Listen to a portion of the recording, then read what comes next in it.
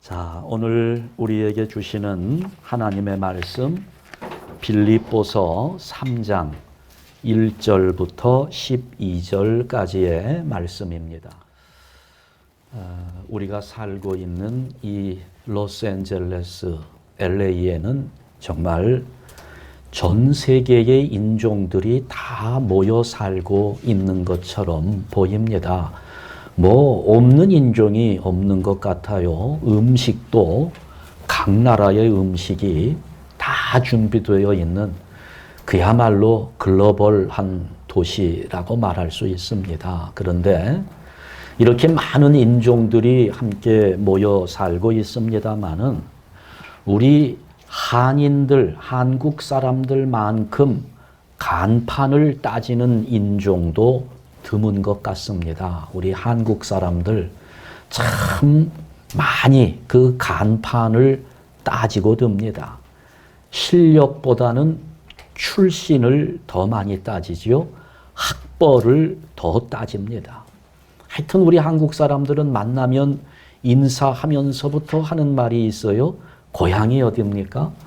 중학교는 어디 나오셔? 아니, 그 중학교 어디 나왔는 거 알면 뭐 할 거예요? 중학교에서부터 고등학교, 대학교까지 한국에서 뭐 하다가 왔는지, 뭐 성씨는 무슨 성씨고 그러잖아요. 그러니까 우리는 늘 그래요. 호남 출신이냐, 영남 출신이냐 이거 따지죠. 어느 대학 나왔느냐, 어떤 집안이냐, 양반 출신이냐, 상놈 출신이냐. 여러분은 어때요? 여러분 간판은 좀 어떻습니까? 괜찮은 간판 달고 계신가요? 이런 이민 사회 속에서 우리 한인들이 경쟁력을 가지려면 이렇게 간판을 따지는 풍토부터 사라져야 할 것입니다. 그래야 우리가 성장할 수 있고 발전할 수 있는 겁니다. 지금 오늘 본문에 보니까 사도 바울은 자기의 모든 간판을 다 떼어내고 있습니다. 가문의 영광 이거 떼어냅니다. 학벌 다 떼어내요. 그동안 자기가 살아오면서 쌓아놓았던 것들, 세상의 자랑거리로 내놓을 만한 그 모든 것들을 다 배설물로 여긴다. 뭐 성경이니까 배설물이라고 번역을 했는데요. 우리가 흔히 하는 말로 하면 똥으로 여긴다는 겁니다. 전부 똥으로 여긴다고 고백하고 있습니다. 7절부터 9절 말씀을 한번 다시 보시게 되면 그러나 무엇이든지 내게 유익하던 것을 내가 그리스도를 위하여 다 해로 여길 뿐더러 또한 모든 것을 해로 여김은 내 주 그리스도 예수를 아는 지식이 가장 고상하기 때문이라. 내가 그를 위하여 모든 것을 잃어버리고 배설물로 여김은 그리스도를 얻고 그 안에서 발견되려 함이니. 대단히 놀라운 고백을 하고 있는 겁니다. 세상이 알아주는 귀한 것들, 정말 나의 이력서를 쓸 때 내가 자랑스럽게 쓸 수 있을 만한 그런 것들을 다 버리는 겁니다. 이유는 뭘까요? 그런 것들보다 더 귀한 것을 발견했기 때문입니다. 바로 그것이 그리스도 예수. 예수 그리스도 그분을 아는 지식이 세상에서 가장 고상하다는 것을 깨달았다는 것입니다. 그래서 바울은 지금까지 자기가 누려왔던 세상의 모든 것들을 다 버리고 이제부터는 오직 한 가지 그리스도를 얻었다고 하는 이 기쁨을 가지고 살아가리라고 고백하고 있는 것입니다. 우리 예수님께서 세상에 계실 때 많은 비유의 말씀을 주셨는데 이런 비유도 있어요. 어떤 농부가 소작농입니다. 다른 사람의 밭을 빌려서 농사를 짓는 농부가 그 밭에서 보화를 발견했습니다. 땅을 파다 보니까 땅 속에 아주 귀한 보물들이 감추어져 있는 것을 발견한 겁니다. 소장농이기 때문에, 만약에 자기가 발견한 보물이기 때문에 자기가 그 보물을 소유하고 그 보물로 부자 행세를 하면 틀림없이 밭 주인은 시비를 걸어올 것이 분명합니다. 내 밭에서 나온 거니 내 것인데 왜 네가 가지고 행세를 하느냐, 시비를 걸지 않겠어요? 그래, 이 사람은 자기의 전 재산을 다 팔아서 그 밭을 삽니다. 사람들은 이해하지 못하지요. 그러나 그 농부는 압니다. 왜 그럴까요? 왜 자기의 모든 소유를 다 팔아서 그 밭을 사는 거지요? 농부만 아는 거지요. 그 속에 보물이 들어있기 때문입니다. 물론 자기의 재산도 유지하면서 그 보물까지 소유할 수 있다면 너무나 좋겠지요만은 그럴 수는 없습니다. 세상은 그렇지 않아요. 내가 뭔가를 얻기 위한다면 그것을 얻기 위해서 포기해야 할 것이 반드시 있는 겁니다. 대가를 치루어야 하는 거예요. 놀면서도 공부 잘하면 좋겠지요. 그러나 둘 중에 하나밖에는 붙잡을 수 없습니다.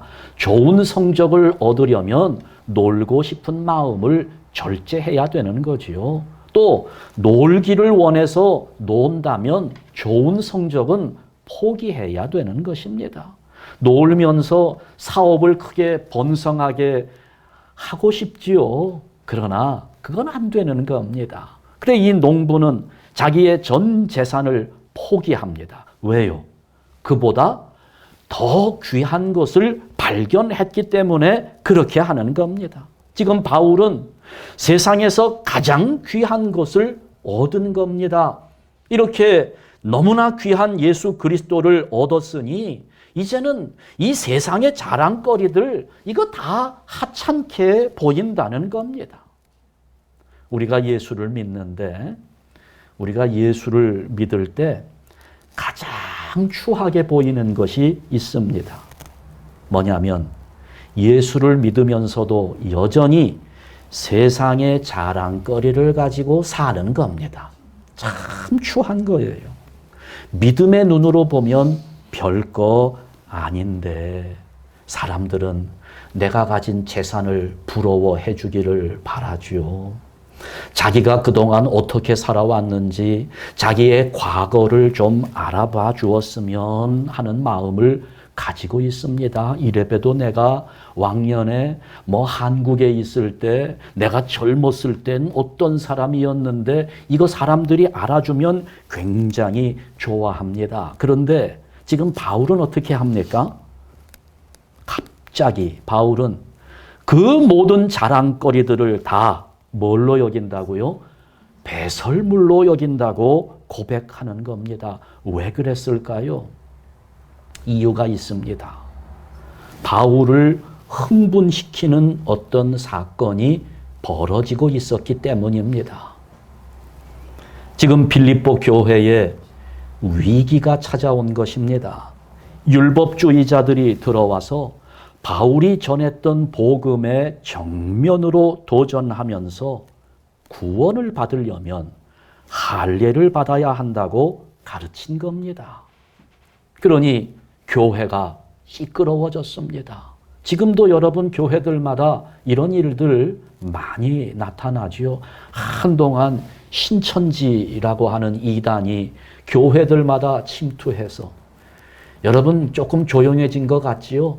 그렇지 않습니다. 지금 여기 LA 신천지 얼마나 왕성하게 활동하고 있는지 몰라요. 또 구원파, 한국에서는 많이 세력이 약해졌는데 지금 여기 LA에서는 구원파 세력이 한인교회 속에서 얼마나 활발하게 활동하고 있는지 모릅니다. 물론 철저하게 자기들의 신분을 감추고 들어와서 자기들이 가진 이단의 교리를 교회 교인들에게 퍼뜨리기 위하여 굉장히 많은 노력을 하고 있습니다. 지금 빌립보 교회가 그런 위기에 봉착한 겁니다. 율법주의 이단이 교회 안에 들어와서 교인들을 유혹하기 시작했습니다. 그래서 바울은 그 문제를 해결하기 위해서 빌립보서를 쓰면서 3장을 이어가는 겁니다. 그래서 3장 첫 부분을 보면 1절에 끝으로 나의 형제들아 하면서 이제 그 편지의 내용 마지막 부분 주제를 지금 시작하는 건데요. 이거 한 가지만큼은 지켜야 한다. 끝으로 나의 형제들아. 그런데 여기 보면 교회를 해치는 이단, 율법주의자들에 대한 이야기를 시작하는 거거든요. 그래 이 바울은 생각만 하면 아주 약이 오르는 거예요. 내가 복음을 전해서 교회를 세우고 교인들이 예수 그리스도를 믿는 복음에 서 있는 그런 교인들을 이 율법주의자들이 들어와서 잘못된 복음을 가르쳐 주니까 그 바울의 마음은 지금 굉장히 흥분돼 있어요. 화가 나 있습니다. 약이 오른 거예요. 그런데 지금 그 이야기를 시작하는 바울이 제일 처음에 무슨 말을 합니까? 끝으로 나의 형제들아. 어떻게 하라고요? 주 안에서 기뻐하라는 말로 시작합니다. 여러분, 이거는요, 사도 바울이 터득했던 아주 중요한 신앙의 비법입니다. 일단 기뻐하고 보라는 겁니다. 우리는 어떤 때 기뻐요? 뭔가 상황이 좋아지거나 일이 잘 되거나 이러면 기뻐합니다. 그러나 바울의 논리는 엉뚱한 논리예요. 어떻게 보면 말도 되지 않는 논리입니다. 일단 기뻐해 놓고 시작하라는 겁니다. 상황이 어떻든 간에 좋든지 나쁘든지 잘 되든지 안 되든지 지금 빌립보 교회는 상황이 어떻다고요? 이단이 들어와서 교회가 시끄러워진 상황입니다. 그러면 거기에서 혼란 가운데 사람들의 마음은 불안할 수가 있고요. 두려워할 수도 있습니다. 그런데 일단 기뻐하라는 겁니다. 주 안에서 기뻐하라. 아주 놀라운 신앙의 고수다운 말씀입니다. 우리는 상황 때문에 기뻐해요. 그러나 진정한 그리스도인은 상황 때문에 기뻐할 것이 아니라 그 상황이 어떤 상황이든지 그 상황을 이겨낼 만한 기쁨을 소유해야 한다는 것을 말씀하고 있는 겁니다. 기쁨을 소유하라는 거예요. 주님이 주신 기쁨이 있기 때문에 교회가 조금 시끄러워도 경제 상황이 조금 악화가 돼도 바이러스가 많이 전파가 된다 할지라도 여러분 그것 때문에 우리가 불쾌해할 것이 아니고 두려워할 것이 아니라 일단 그것을 이겨낼 주님이 주신 기쁨이 우리 안에 있기 때문에 그걸 잃지 말라는 겁니다. 기뻐하고 보라는 겁니다. 저는 우리 한샘교회 성도 여러분들이 정말 이랬으면 좋겠습니다. 기뻐해 놓고 보는 거예요. 싸울 일이 생겼어도 일단 기뻐하고 싸우자고요. 싸움이 되겠습니까? 싸움이 안 되는 거예요. 아무리 어려운 일이 생겼어도 일단 기뻐하고 주님이 주신 그 기쁨으로 어려운 상황을 이겨 나가는 것이 중요한 겁니다.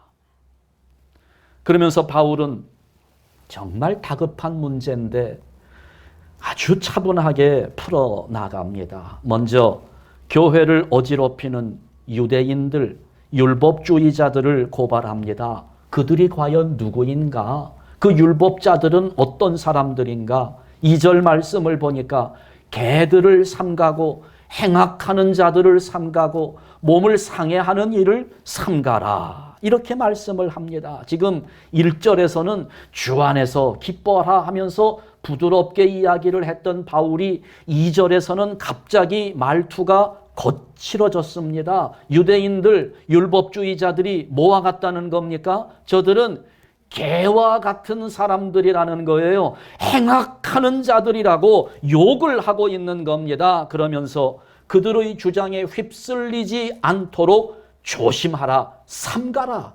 개들을 삼가고 행악하는 자들을 삼가고 몸을 상해하는 일을 삼가라. 할례 받는 자들의 주장을 삼가라는 것입니다. 그러면서 3절에 보니까 이런 율법주의자들과는 달리 빌립보 교회 교인들 너희는 누구냐? 너희는 다르다는 거예요. 구별된 자들이라고 설명합니다. 3절에서는 빌립보 교회 교인들, 복음을 가지고 살아가는 교인들을 이렇게 설명하고 있습니다. 하나님의 성령으로 봉사하며 그리스도 예수로 자랑하고 육체를 신뢰하지 아니하는 우리가 곧 할례파라, 이렇게 말합니다. 설명을 드리자면 빌립보 교회 교인들은 율법주의자들과는 달리 첫 번째, 하나님의 성령으로 예배하는 자들이라는 겁니다. 여기 지금 본문에 보면 하나님의 성령으로 봉사하며 라고 되어 있잖아요. 요 봉사하고 라고 하는 이 말은 예배를 의미하는 겁니다. 여러분, 예배가 서비스잖아요. 하나님께 봉사하는 거예요. 하나님을 섬기는 것 가운데 우리가 할 수 있는 최고의 행위는 하나님을 예배하는 것입니다. 너희는 누구냐? 율법주의자들하고는 다르다. 너희는 하나님의 성령으로 예배하는 자들이고, 두 번째, 그리스도 예수를 자랑하는 자들이고, 세 번째, 육체를 신뢰하지 않는 자들이다, 이렇게 설명하고 있습니다. 유대인들, 율법자들은, 줄리자들은 어떻습니까? 육체를 자랑합니다. 할례받은 육체를 자랑하는 거예요. 그런데 빌립보 교회 교인들은 할례를 받지 않았기 때문에 그렇게 자랑할 육체를 가지고 있지 못합니다. 그러니 어떻습니까? 자기가 육체에 자랑할 것이 없으니까 자기를 내세우지 않습니다. 자기를 자랑하지 않습니다. 이 사람들은 육체의 할례가 아닌 믿음으로 구원의 약속을 받은 사람들입니다. 그렇기 때문에 너희들이야말로 진짜 할례를 그 마음에 받은 자들이다, 이렇게 말하는 겁니다. 그래서 우리가 진짜 할례파이다 말하는 거예요.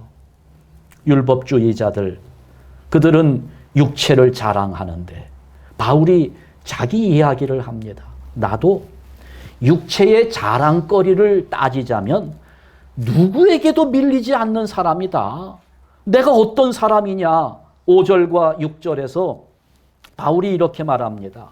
내가 8일 만에 할례를 받고 이스라엘의 족속이요 베냐민의 지파요 히브리인 중에 히브리인이요 율법으로는 바리새인이요 열심으로는 교회를 박해하고 율법의 의로는 흠이 없는 자라. 사실은 바울이 지금은 버린 명함입니다. 이거. 자, 바울이 지금은 떼어낸 간판이에요. 그러나 내가 이미 떼어낸, 내가 이전에 가지고 있었던 명함이 만만치 않다는 거죠. 너희들 앞에 얼마든지 내가 내세울 수 있는 육체의 자랑거리들이 있다는 겁니다. 태어나면서 8일 만에 할례를 받은 베냐민 지파고 정통 유대인이라는 겁니다. 그것도 바리새인으로서 예루살렘에 유학을 했던 사람이에요. 가말리엘이라고 하는 유명한 랍비 밑에서 교육을 받은 사람입니다. 그 당시에 가말리엘 문화에서 공부를 했다고 하는 것은 지금으로 따지면 하버드 대학교에서 장학금 받으면서 수석으로 졸업했다는 말하고도 거의 비슷한 말입니다. 그 정도로 바울은 학력이 뛰어난 사람이었어요. 그렇게 율법을 배웠고 누구보다도 열정적으로 율법을 지켰던 사람입니다. 그 열정 때문에 바울이 그렇게 처음에 교회를 핍박했던 겁니다. 물론 교회를 핍박한 것이 잘못된 것이지만 교회를 핍박한 것도 이 유대인들 사회 속에서는 굉장한 자랑거리예요. 사울이 얼마나 핍박을 했습니까? 스데반을 돌로 쳐서 죽일 때 사울은 그 자리에서 그 사람들이 돌로 치기 위해서 이 겉옷을 벗어야 됩니다. 겉옷을 벗으면 한 곳에 모아두어요. 그것을 지키는 우두머리가 있습니다. 그걸 누가 지켰습니까? 사울이 지켰습니다. 바울이 그런 사람이었어요. 다메섹에 갈 때도 예수 믿는 사람들 붙잡아다가 죽이기 위해서, 고발하기 위해서 다메섹까지 쫓아갔던 사람, 얼마나 교회를 핍박하는 일에 열심을 냈던 자인지 모릅니다. 여러분, 우리 한국도 그렇잖아요. 예전에 출세하는 사람들, KS 마크가 있었잖아요. KS 마크가 뭔지 아시나요? 경기고등학교를 졸업해서 서울대학교를 나온 사람들, KS 마크, 이 사람들이 출세를 했어요. 또 어떤 게 있었나요? 출신 성분을 따지면서 TK가 아니면 출세하지 못했던 시절도 있었습니다. TK, 대구 경북 출신이 아니면 출세하기가 어려웠던 시절이 있었습니다만은, 그런 것처럼 그런 출신 성분을 따지자면 사도 바울은 어느 것 하나 뒤질 것이 없었던 사람입니다. 신분이면 신분, 학력이면 학력, 열심이면 열심, 그 어떤 것 하나로도 이 유대주의, 율법주의자들과 비교해 볼 때 뒤떨어질 거 하나도 없었어요. 아니요, 오히려 앞서 있었던 사람입니다. 게다가 사도 바울은 로마 시민권까지 가지고 있었던 사람입니다. 그러나 바울은 이런 것들을 다 뭘로 여긴다고요? 똥으로 여기고 버렸다는 겁니다. 나는 이거 다 버렸다. 근데 여러분, 이게 뭐 버린다고 해서 버려질 수 있는 게 아니잖아요. 사실 이런 출신 배경이나 학력이나 혈통, 족보, 이걸 내가 버린다고 해서 버릴 수 있는 게 아닙니다. 못 버려요. 제가 성씨가 이씨입니다. 바꿀 수 있나요? 내가 버린다고 해서 버려집니까? 버릴 수가 없는 거예요. 여러분, 내가 공부를 많이 한 사람이라고 가정을 해보면, 내가 공부한 거 이거 다 배설물로 여기고 버린다라고 하면 그동안에 공부해서 머릿속에 쌓여있던 지식들이 다 버려집니까? 그거 버려질 수 있나요? 이거 다 버릴 수 없는 거지요. 그러면 바울이 이런 것들을 다 버리겠다고 말한 의도는 어디에 있을까요? 내가 예수 그리스도를 알고 난 뒤에 이제 이런 것들은 더 이상 내세우지 않겠다는 겁니다. 자랑거리로 드러내지 않겠다는 거예요. 그러면서 이제부터는 단 한 가지, 그리스도인이라는 간판만 내세우겠다는 겁니다. 내가 누군가에게 명함을 들이밀 때 내가 가말리엘의 문화생이요, 나는 베냐민 지파요, 뭐 내가 이런 열심히 있던 사람이요, 로마의 시민권자요, 이런 거 내밀지 않고 내가 내밀 명함, 나의 간판은 그저 단 한 가지, 나는 그리스도인이다라는 간판만 내세우겠다는 겁니다. 벌써 꽤 오래됐어요. 요즘은 동성연애자들이 참 자신만만하게 자기의 권리들을 주장하는 시대가 되었고 법적으로도 보호받는 시대가 되었습니다마는 이게 뭐 한 30년 전에는 그러지 않았지요. 그런데 그렇게 동성연애자들이 겉으로 드러나지 않았을 때 그래도 유명세를 탔던 연예인 중에 한 사람, 홍석천이라고 하는 사람이 어느 날 갑자기 자기는 동성연애자라고 탁 하고 그렇게 나왔어요. 여러분, 그걸 뭐라 그래요? 커밍아웃 했다고 그러잖아요. 참 놀라운 일입니다. 아니, 저게 무슨 자랑거리라고 저렇게 커밍아웃을 할 수 있을까? 그러면서 드는 생각. 야, 참 저렇게 부끄러운 것을 가지고도 용기를 내서 자기를 커밍아웃 하는데 우리는 어디 가서 나는 그리스도인입니다, 이 말 한마디를 못해요. 우리는 어디에서든지 이렇게 커밍아웃 할 수 있어야 합니다. 나는 그리스도인입니다. 나는 교인입니다. 기독교인입니다. 사도 바울이 로마서 1장 16절에서 그런 고백을 하거든요. 우리 한번 같이 읽습니다.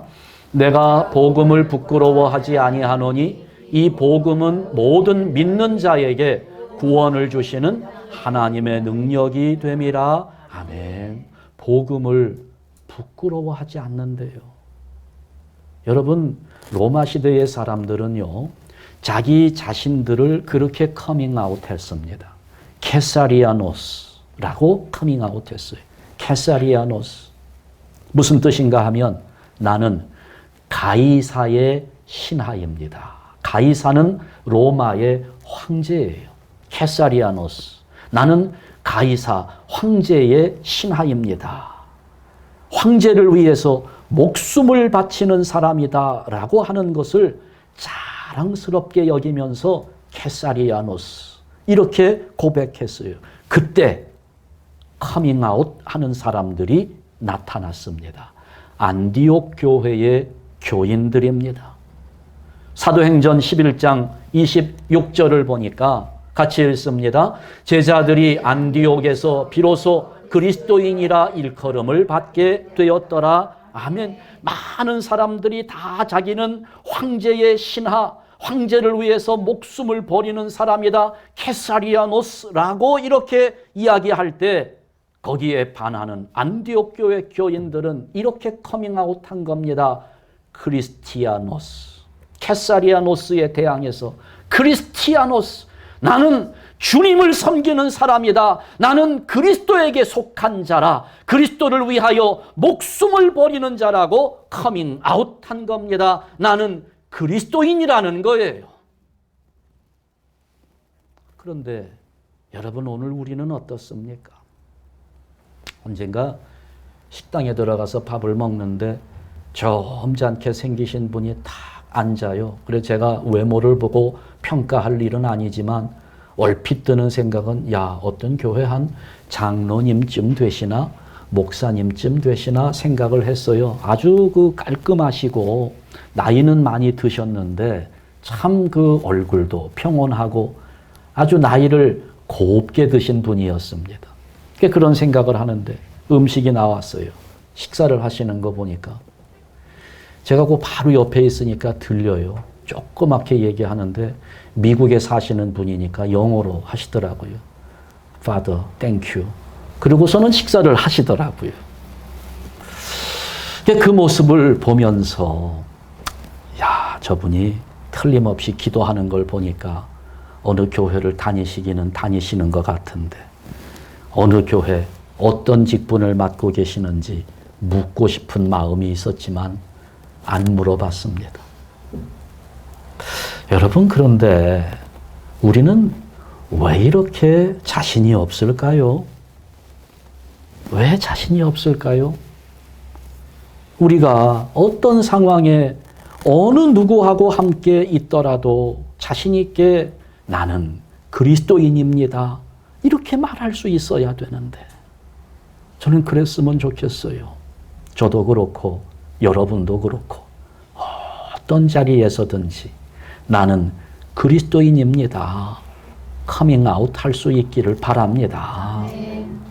제가 전도사 시절에 좀 작은 교회에서 심무했어요.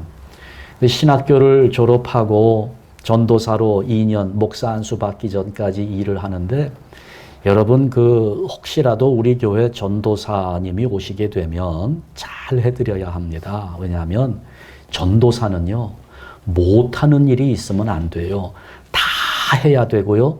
다 잘해야 됩니다. 설교도 해야 되고 교육도 해야 되고 성가대 지휘도 해야 되고 한 사람이 신방도 해야 되고 기도도 해야 되고 하여튼 교회 물건 필요한 거 있으면 또 물건 사다가 설치도 해야 되고 청소도 해야 되고 전도사는 하여간 모든 걸 잘해야 돼요.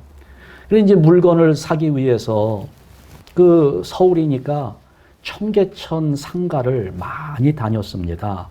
근데 이렇게 다녀보면 지난 주일 제가 설교한 것처럼 다녀보면 사람들이 장사하시는 분들이 눈치가 좀 빠릅니까? 저를 척 보면 다 아는 거예요. 교회 전도사인 줄 다 알아요. 이게 행색이 초라해서 그런지 아니면 복장이 촌스러워서 그런지는 모르겠는데 하여간 보면 다 그렇게 알아요. 전도사처럼 생겼는지. 근데 이제 조금만 얘기를 하다가 보면 이제 제가 전도사인 줄 금방 아니까 이분들이 나도 교회 다닙니다. 내가 어느 교회 뭐 안수 집사입니다. 뭐 이러면서 자기 소개를 해요. 그러면 사실 처음에는 저는 그런 이야기를 들으면 이제 보통은 한 서너 군데 다니면서 값도 비교해보고 물건도 비교해보고 이렇게 물건을 사는데 그렇게 탁 나와버리면 나 교회 무슨 교회 안수 집사입니다 라고 탁 나오면 그러면 그냥 사는 거예요. 그래도 뭐 얼마나 귀합니까? 교회 다니고 안수 집사라는데 장로라는데. 근데 이제 그렇게 되면 탁 사게 되는데 예수 믿는다는 그 소리 한마디에 그렇게 샀는데 근데 몇 번 속고 나니까 그 다음서부터는요. 예수 믿는다고 교회 다닌다고 뭐 안수 집사 장로라고 얘기하면 빨리 뒤돌아서서 나오고 싶은 거예요. 이게 지금도 참 상처가 됩니다. 청계천에 앰프를 사러 갔어요. 그래서 이제 여기저기 다니면서 앰프를 고르는데 한 분이 전도사님 교회 일을 하시는 거 참 힘드시지요. 얼마나 수고가 많습니까? 하면서 여기 좀 앉으시라고 커피 한잔 하시라고 하면서 앉아가지고 설교를 하는데 한 30분 동안 설교를 하는데 제가 하는 게 아니라 이제 그분이 설교를 하는 거예요. 저한테. 얼마나 감동적인 얘기를 많이 하시는지 자기가 다니는 교회, 자기가 늘 매일 새벽기도 하루도 빠짐없이 교회 새벽기도를 가는데 그 강남 터미널 있는 데서 자기가 다니는 교회까지 한 2km 정도가 된대요. 운동도 할 겸 해가지고 매일 새벽 기도를 거기 걸어서 왔다 갔다 하는데 자기가 그동안에 거기 걸어서 새벽 기도를 다니면서 전도한 사람이 800명을 전도했다는 거예요. 자기가 안수 집사로서 800명을 전도했대요. 갑자기 그 얘기를 들으니까 그 설교 30분 들을 때 제가 얼마나 지루했겠어요. 그런데 그 800명 전도했다는 이야기를 들으니까 갑자기 눈이 번쩍 뜨이고 귀가 바짝 열리는 거예요. 갑자기 이분이 달라 보이더라고요. 얼마나 존경스러워지는지. 그러니 여러분 제가 딴 집 가서 앰프가 얼마인지 물어보겠어요? 안 물어봤죠. 그 자리에서 그냥 감동 먹어가지고 그런데 그분이 하시는 말씀 전도사님 참 뭐 교회도 작은 교회라고 하시는데 이게 80만 원인데 50% 딱 잘라서 내가 40만 원 헌금하는 걸로 생각하겠습니다. 40만 원만 내고 가져가세요. 참 기뻤죠. 절반 가격의 앰프를 사가지고 은혜까지 받아가지고 왔으니. 그래 교회 담임 목사님에게 제가 얼마나 기뻤는지 막 간증을 했습니다. 그런 분이 계시더라고. 그것도 80만 원짜리를 40만 원에 사왔다고. 그런데 한 3개월쯤 지났는데요. 이 앰프가 고장이 났어요. 그래서 이제 그 집을 찾아가 봤더니 문이 닫혀 있더라고요. 전화번호는 알고 있었는데 전화를 했는데 전화가 안 돼요. 며칠을 전화를 했는데 연락이 안 되는 거예요. 그러다가 몇 번 연락을 하다가 그 동생이라는 분하고 연결이 됐습니다. 그래 이제 가지고 갔어요. 자기가 고쳐주겠노라고. 그랬더니 이제 그분이 이렇게 고치는데 그러는 거예요. 전도사님 기왕에 살 거면 좀 좋은 걸로 사시지 뭘 이런 걸로 사셨어요. 그러더라고요. 그래서 아니 이거 좋은 거라고 해서 샀는데요. 이런 거 요즘 쓰는 데 없습니다. 그래서 제가 모른 척하고 물었죠. 이런 거 살려면 얼마 주면 살 수 있나요? 이게 정가가 한 18만 원인데요. 전도사님 뭐 원하시면 제가 12만 원에 드릴게요. 이러는 거예요. 그때 차라리 교회 다닌다 소리를 하지 말든가 안수 집사라는 소리를 하지 말든가 800명 전도했다는 소리를 하지 말든가 참 마음이 아프더라고요. 이런 사람들. 예수님의 이름을 도용해서 살아가는 그런 모습들이 너무 마음이 아픈 거예요. 내가 예수 믿는다고 하는 그 말 한마디가 신용이 되어야 하는데, 여러분, 나는 그리스도인입니다. 이 말 하는데 왜 자신이 없을까요? 삶이 따라주지 않으니까.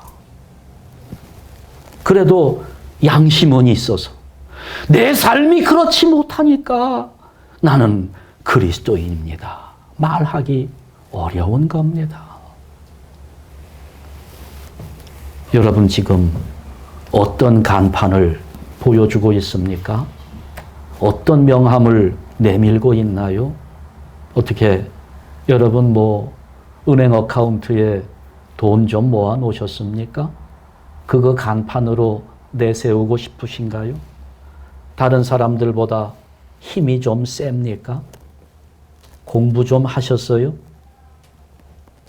여러분, 우리 그런 세상 자랑거리, 그런 세상적인 간판들, 이거 다 떼어내시기 바랍니다. 내가 그래도 왕년에는 이런 사람이었는데, 그런 말 하지 말고요. 헌 간판 내리고 새 간판을 달고 살아갈 수 있기를 바랍니다. 바울은 이렇게 고백합니다. 고린도전서 2장 2절 같이 읽습니다. 내가 너희 중에서 예수 그리스도와 그가 십자가에 못 박히신 것 외에는 아무것도 알지 아니하기로 작정하였음이라. 아멘. 여러분, 예수 그리스도 그분만이 우리의 자랑거리일 수 있습니다.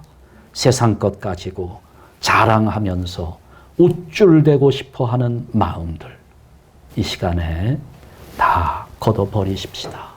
그러면서 이제 우리는 예수 그리스도의 새 간판을 달고 그리스도인답게 세상을 살아가면서 하나님을 영화롭게 하는 성도들 되시기를 주님의 이름으로 축원합니다. 기도하겠습니다.